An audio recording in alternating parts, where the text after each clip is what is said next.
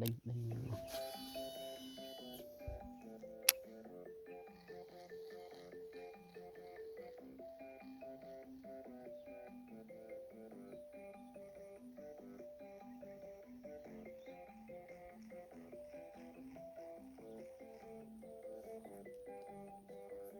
đinh đinh đinh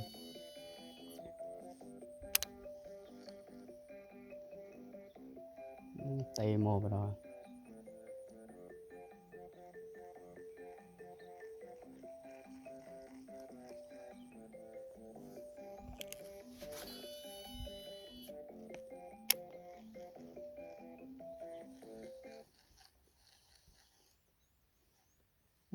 cũng nó món ngọt khăm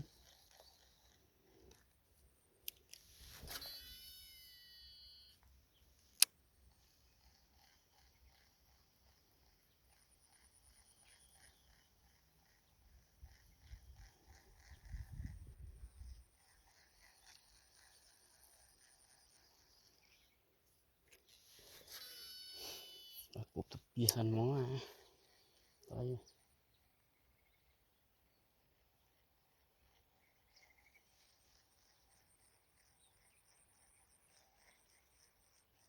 tay miên là tại vì ăn nghe kham mong ơi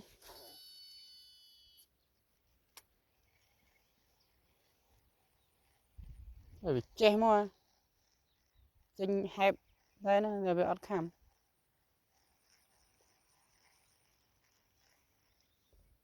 nổ kia lúa cục tam nông món à